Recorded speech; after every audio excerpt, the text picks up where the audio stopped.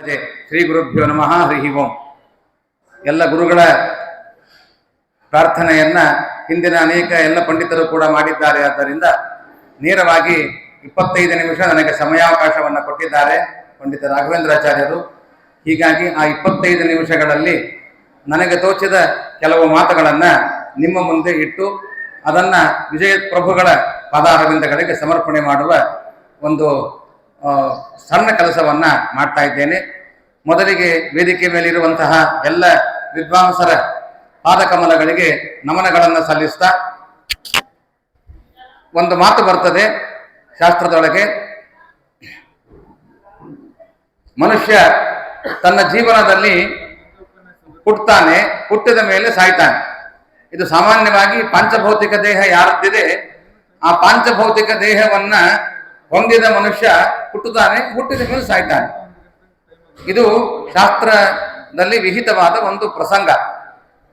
ಆದರೆ ಆ ಮನುಷ್ಯ ಹುಟ್ಟಿದಾಗ ಮತ್ತು ಸತ್ತ ಮೇಲೆ ಅವನು ಮಾಡಿದ ಕೆಲಸಗಳಿಂದ, ಅವನು ಮಾಡಿದ ಸಾಧನೆಯಿಂದ, ಅವನ ಮಕ್ಕಳಿಂದ ಅಥವಾ ಇನ್ನನೇಕ ವಿಧವಾದ ಉತ್ತಮವಾದ ಕರ್ಮಗಳಿಂದ ಇದ್ದಾಗಲೂ ಅವನನ್ನ ಸ್ಮರಣೆ ಮಾಡುವ ಪ್ರಸಂಗ ನಾವು ಲೋಕದಲ್ಲಿ ಕೇಳ್ತೇವೆ. ಹೋದ ಮೇಲೂ ಕೂಡ ಯೋಗ್ಯರಿದ್ದರು ಅಂತಾದರೆ ಅವರನ್ನು ಗೌರವಿಸ್ತೇವೆ. ದೊಡ್ಡವರಿದ್ದರು ಅಂತಂದರೆ ಅವರು ಮಾಡಿದ ಕೆಲಸ, ಅವರು ಮಾಡಿದ ಕರ್ಮ, ಅವರಿಂದ ಉದ್ಧತರಾದ ಅನೇಕ ವಿಧವಾದ ಜನರೆಲ್ಲ ಸೇರಿಕೊಂಡು ಅವರನ್ನು ಭಜನೆ ಮಾಡ್ತಾರೆ ಅಥವಾ ಅವರನ್ನ ಚೆನ್ನಾಗಿ ಸ್ತೋತ್ರ ಮಾಡ್ತಾರೆ ಇತ್ಯಾದಿಗಳನ್ನು ಮಾಡಿ ಒಟ್ಟಾರೆಯಾಗಿ ಅವನ ಸ್ಮರಣೆಯನ್ನು ಮಾಡುವ ಪ್ರಸಂಗ ನಾವು ಲೋಕದಲ್ಲಿ ಕಾಣ್ತೇವೆ. ಆದರೆ ಉತ್ತಮರಾದ ವ್ಯಕ್ತಿಗಳು ಇತ್ತು ಅಂತಾದರೆ ಅವರನ್ನು ನಾವು ಆರಾಧನಾ ರೂಪದೊಳಗೆ ಅವರ ಸ್ಮರಣೆ ಮಾಡ್ತೇವೆ. ಅದಕ್ಕಾಗಿ ಪತಿತಸ್ಯಾಸ್ಯ ದೇಹಸ್ಯ ಕಾಷ್ಠವಿಷ್ಠ ಸಮಸ್ಸಚ ಫಲಾನಿ ಕ್ರೀಡಿ ಶಿಷ್ಯಂತೆ ವಿದ್ಯಾ ಕರ್ಮ ಸುತ ಅಂತ ಒಂದು ಮಾತು ನಾವು ಕೇಳ್ತೇವೆ.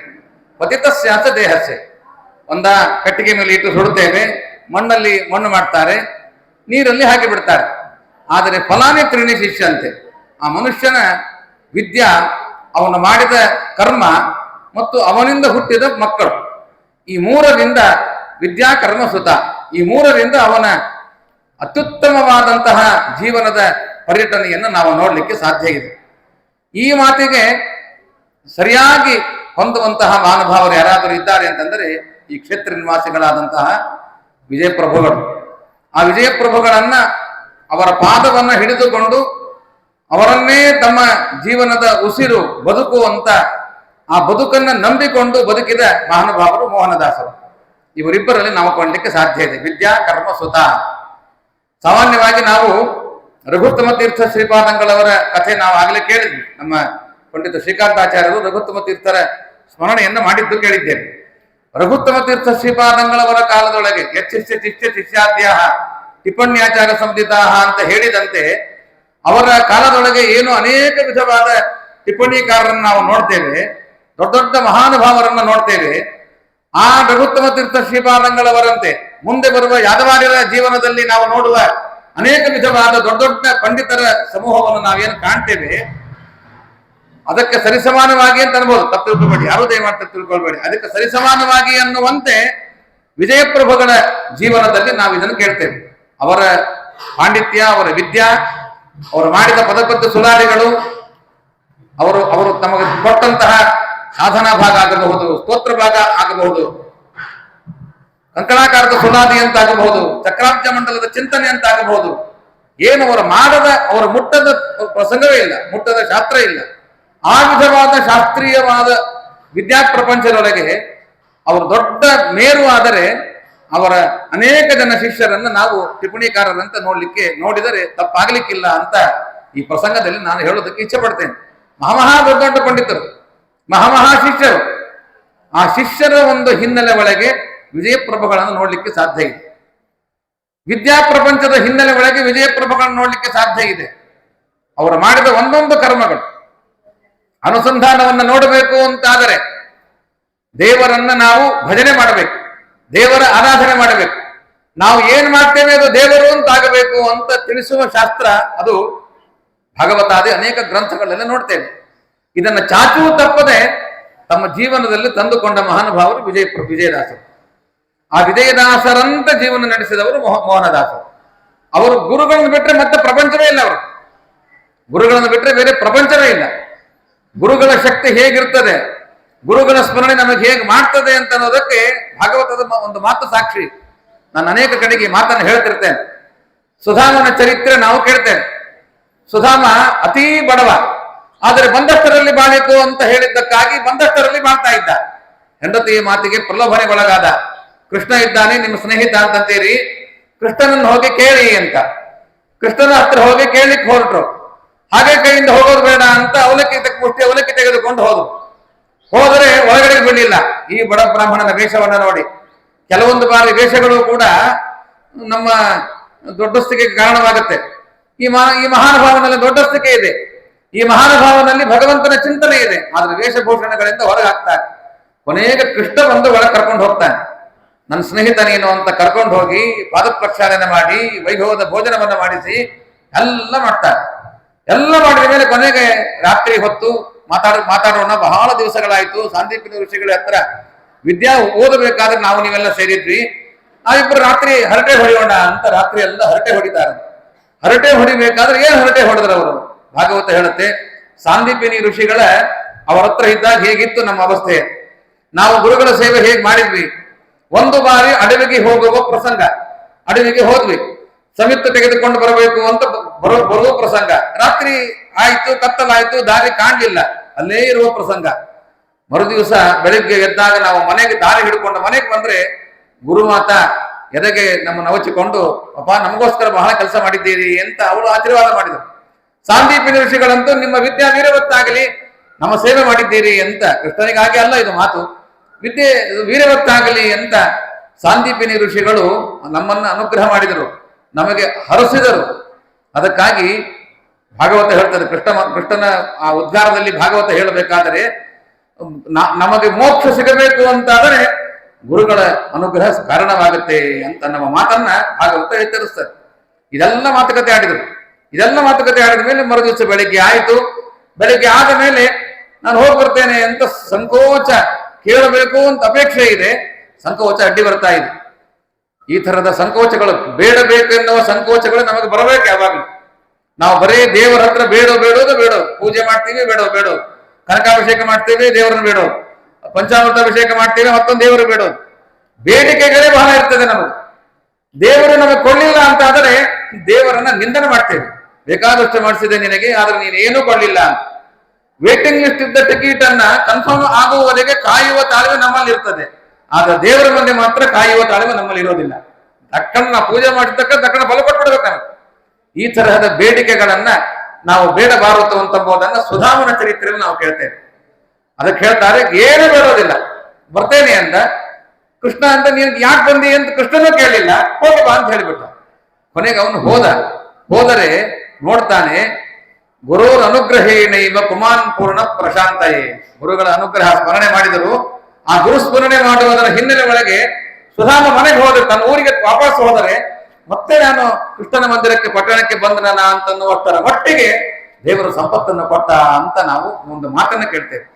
ಈ ಸಂಪತ್ತು ಅಂದರೆ ಸಾಮಾನ್ಯವಾದ ಸಂಪತ್ತನ್ನೇ ಗುರುಗಳ ಸ್ಮರಣೆಯನ್ನ ಮಾಡಿದರೆ ನಮಗೆ ಬರಬೇಕಾದರೆ ಇನ್ನು ಸಾಧನಕ್ಕೆ ಬೇಕಾಗುವಂತಹ ಸಾಧನಾ ಸಂಪತ್ತನ್ನ ಗುರುಗಳು ಹೇಗೆ ಕೊಟ್ಟರು ಅಂತಂಬುದಕ್ಕೆ ಮೋಹನದಾಸರೇ ಸಾಕ್ಷಿ ಅಂತ ನಾವು ಕೇಳ್ತೇವೆ. ಅದಕ್ಕಾಗಿ ಗುರುಸ್ಮರಣೆಯಿಂದ ಸಕಲ ಆಪತ್ತು ಪರಿಹಾರ, ಗುರುಸ್ಮರಣೆಯಿಂದ ಸಕಲ ಸಂಪದವೂ ನಿನಗೆ ಅಂತ ವರದ ಗೋಪಾಲ ವಿಠಲರು ಈ ಮಾತನ್ನು ಹೇಳ್ತಾರೆ. ಗುರುಸ್ಮರಣೆಯಿಂದ ಸಕಲ ಸಂಪತ್ತು, ಗುರುಸ್ಮರಣೆ ಮಾಡಿದ್ರೆ ಸಾಕು ಸಂಪತ್ತು ಬರುತ್ತೆ. ಯಾವ ಸಂಪತ್ತು ಬೇಕು ನಮಗೆ? ಪ್ರಾಣ ಸಂಪತ್ತು ಬೇಕಾ? ಮೋಹನ್ ದಾಸರು ನೋಡ್ರಿ,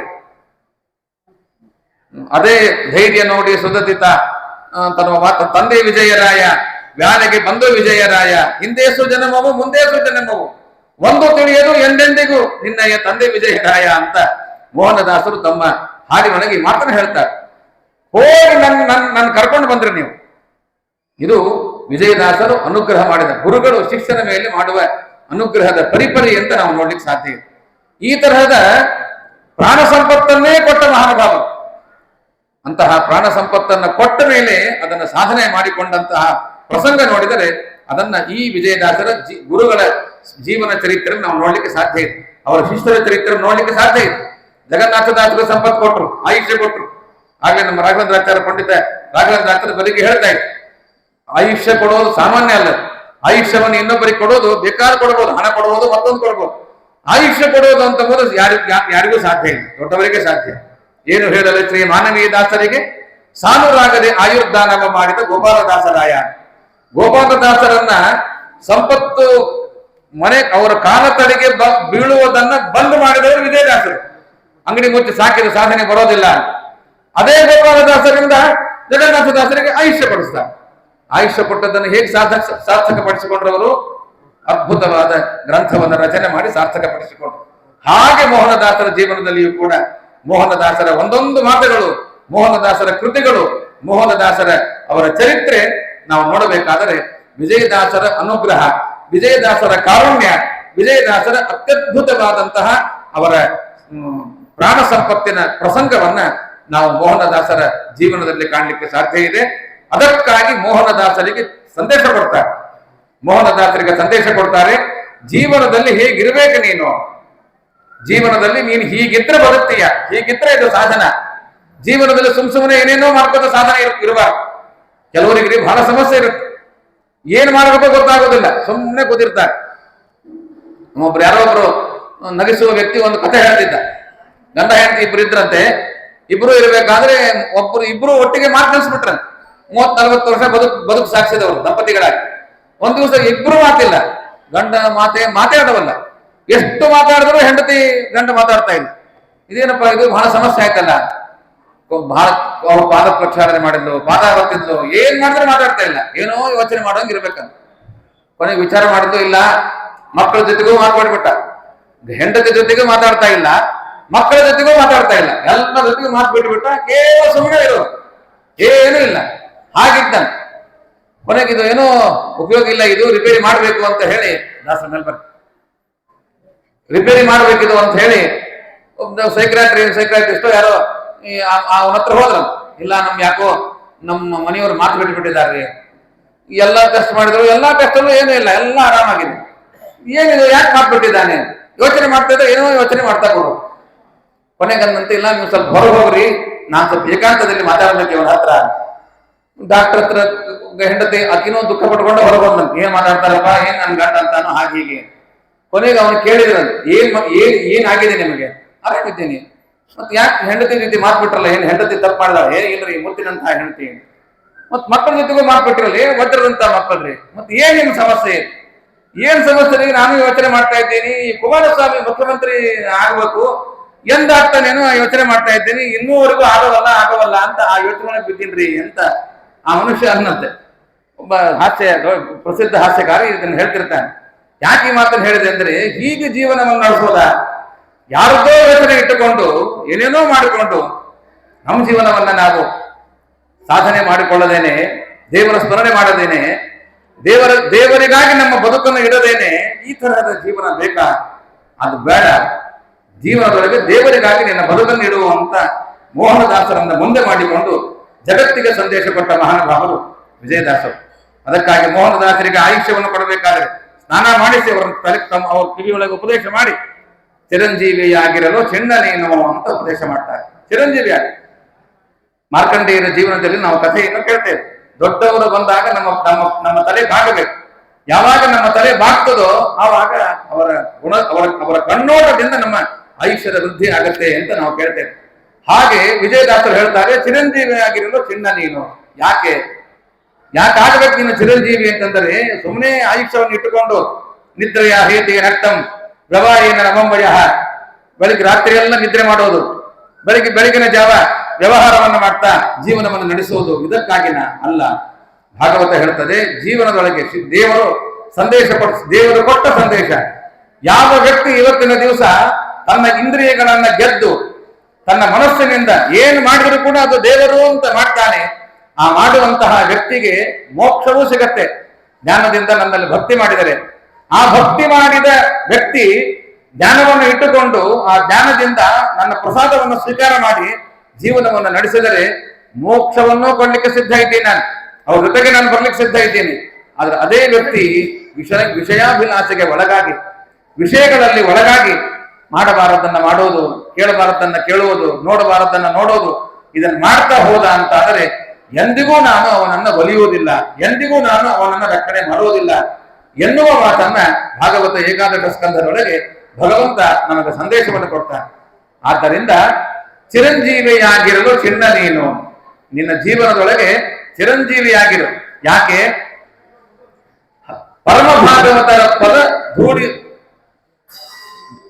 ದೊಡ್ಡವರು ಅಂತ ಯಾರಿದ್ದಾರೆ, ಮಹಾಭಾಗವತ ಧರ್ಮವನ್ನು ಭಾಗವತ ಧರ್ಮದಲ್ಲಿ ಏನೇ ರಥರಾದವರು ಅಂತ ಯಾರಿದ್ದಾರೆ, ಆ ಭಾಗವತ ಧರ್ಮದಲ್ಲಿ ರಥರಾದ ಮಹಾನುಭಾವರ ಪಾದದ ಧೂಳಿಯನ್ನ ನೀನು ಇಟ್ಟುಕೋ, ಪಾದದ ಧೂಳಿಯನ್ನ ಆಶ್ರಯಿಸು.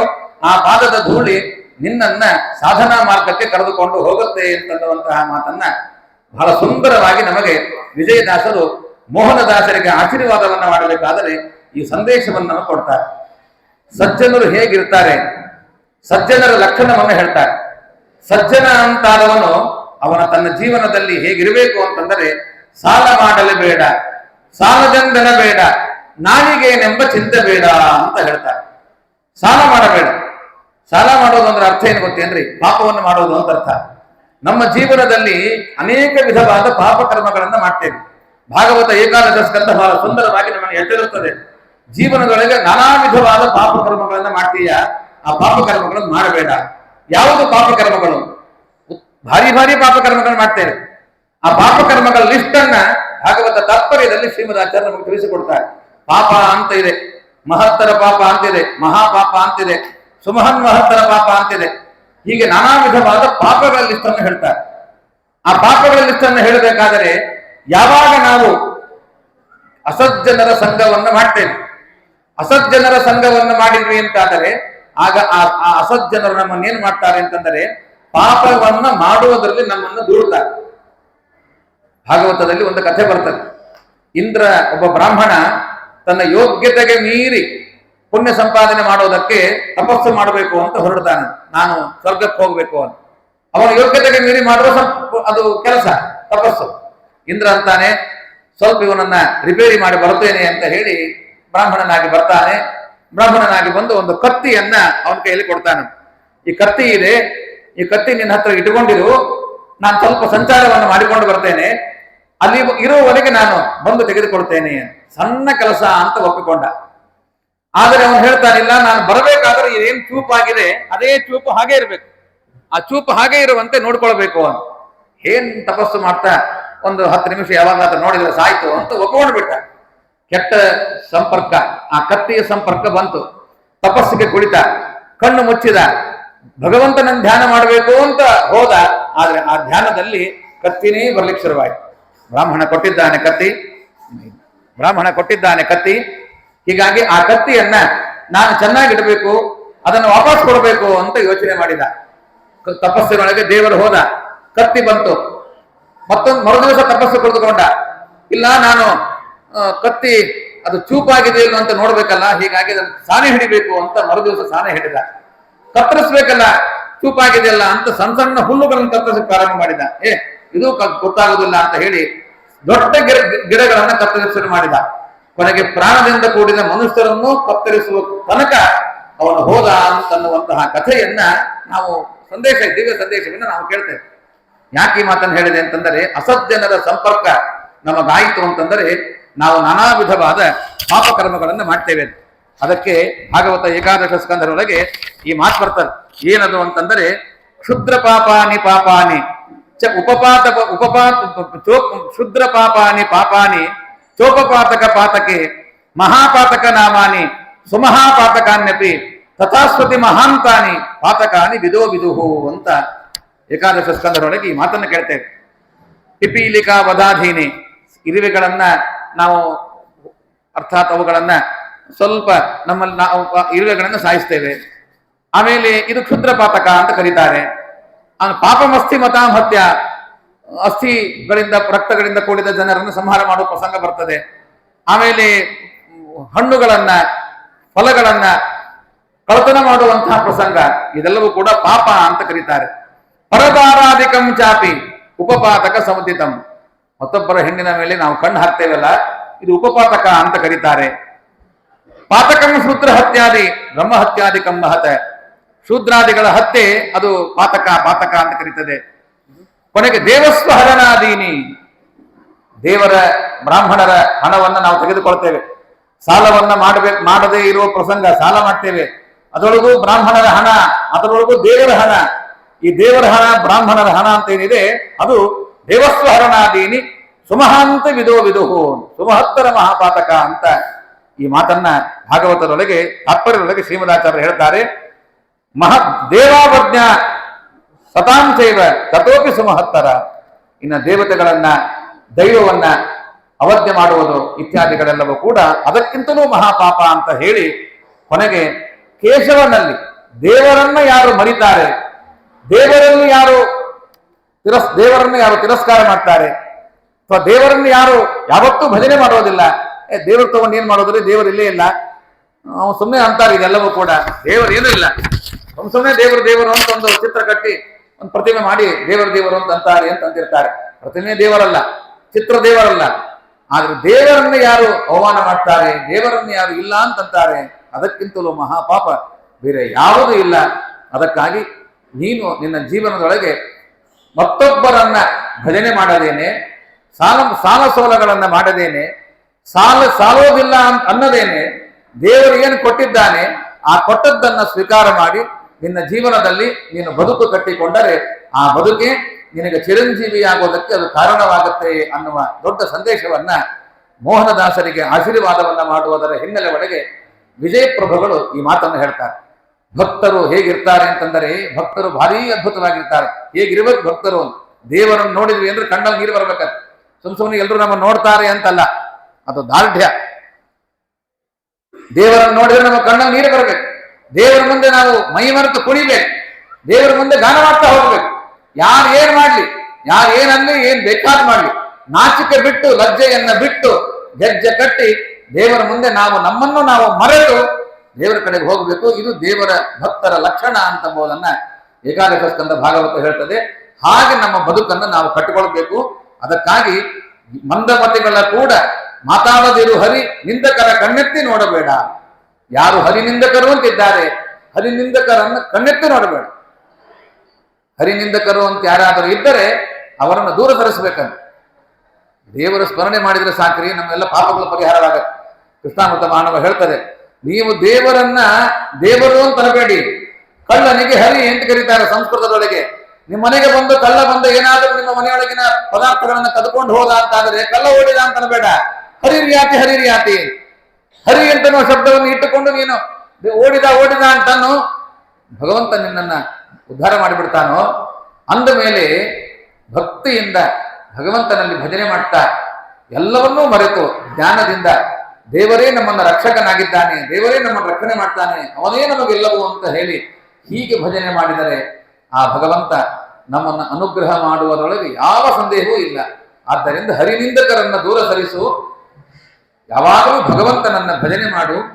ಆ ವಿಜಯ ವಿಠಲನ ಅವನ ಪಾದವನ್ನ ಪಾದವನ್ನೇ ಆಶ್ರಯಿಸಿ ಆ ಭಗವಂತನನ್ನ ನೀನು ಯಾವಾಗಲೂ ಬಿಡಬೇಡ ಅಂತನ್ನುವಂತಹ ದೊಡ್ಡ ಸಂದೇಶವನ್ನ ವಿಜಯದಾಸರು ಮೋಹನದಾಸರಿಗೆ ಆಶೀರ್ವಾದವನ್ನ ಮಾಡಿ ಅವರಿಗೆ ಆಯುಷ್ಯವನ್ನ ಕೊಟ್ಟು ಅನುಗ್ರಹ ಮಾಡುವ ಪ್ರಸಂಗದೊಳಗೆ ದೊಡ್ಡ ಸಂದೇಶವನ್ನ ಕೊಟ್ಟಂತಹ ಪ್ರಸಂಗ ನಾವು ಇಲ್ಲಿ ಕೇಳ್ತೇವೆ. ದೇವರ ಪಾದಗಳಿಗೆ ಸುವರ ಅಂತ ಕರೀತಾರೆ.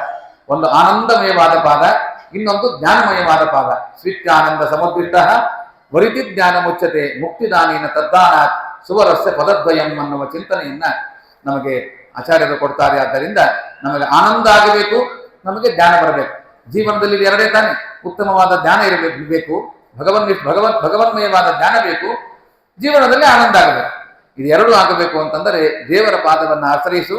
ಆ ದೇವರ ಪಾದ ಕಮಲಗಳೇ ನಿನಗೆ ಆನಂದವನ್ನು ಕೊಡ್ತದೆ, ಜ್ಞಾನವನ್ನು ಕೊಡ್ತದೆ ಅಂತನ್ನುವಂತಹ ಚಿಂತನೆಯನ್ನ ಮೋಹನದಾಸರಿಗೆ ಅನುಗ್ರಹವನ್ನು ಮಾಡಿ ಸಕಲ ಭಕ್ತರಿಗೆ ಸಂದೇಶವನ್ನು ಕೊಟ್ಟಂತಹ ಮಹಾನುಭಾವರು ವಿಜಯದಾಸರು.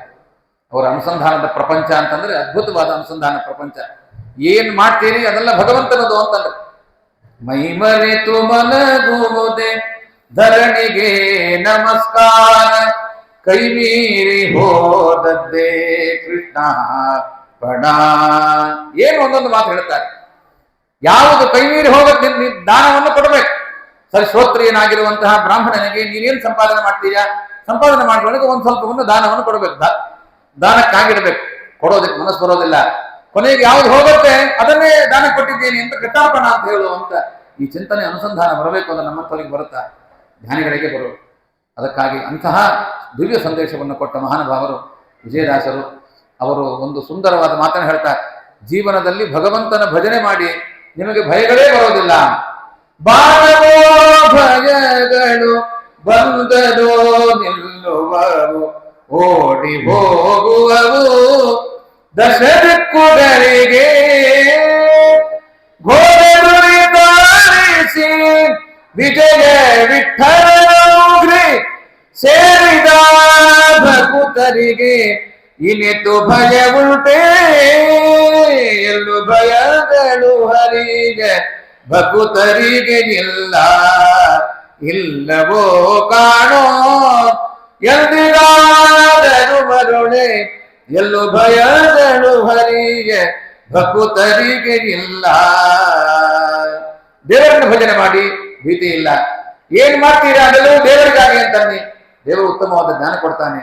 ಈ ತರದ ದೊಡ್ಡ ಸಂದೇಶವನ್ನು ಕೊಟ್ಟಂತಹ ಆ ವಿಜಯದಾಸರು, ಇಂತಹ ಗುರುಗಳು ನನಗಿದ್ದಾರೆ, ನನಗೆ ಯಾವ ಭಯವಿಲ್ಲ ಅಂತ ಜಗತ್ತಿಗೆ ಸಾರಿದ ಮಹಾನುಭಾವರು ಮೋಹನದಾಸರು, ಇಂದಿನ ಆರಾಧ್ಯರಾದ ಮೋಹನದಾಸರು. ಹೀಗಾಗಿ ಅಂತಹ ಮೋಹನದಾಸರ ಆರಾಧನಾ ಪರ್ವದಲ್ಲಿ ನಾವು ನೀವೆಲ್ಲ ಇಲ್ಲಿ ಸೇರಿದ್ದೇವೆ. ಇಂತಹ ಸಂದರ್ಭಗಳಿಗೆ 4 ಮಾತುಗಳನ್ನು ಆಡೋದಕ್ಕೆ, ಅವರ ಪಾದಗಳಿಗೆ ಸಮರ್ಪಣೆ ಮಾಡೋದಕ್ಕೆ ಅವಕಾಶವನ್ನು ಮಾಡಿಕೊಟ್ಟಂತಹ ಎಲ್ಲ ಹಿರಿಯರಿಗೆ ಅಭಿವಂದನೆಗಳನ್ನ, ನಮಸ್ಕಾರಗಳನ್ನ ಸಮರ್ಪಣೆ ಮಾಡ್ತಾ ನನ್ನ 4 ಮಾತುಗಳನ್ನು ಮುಗಿಸ್ತೇನೆ. ಶ್ರೀಕೃಷ್ಣ ಅರ್ಪಣಮಸ್ತು.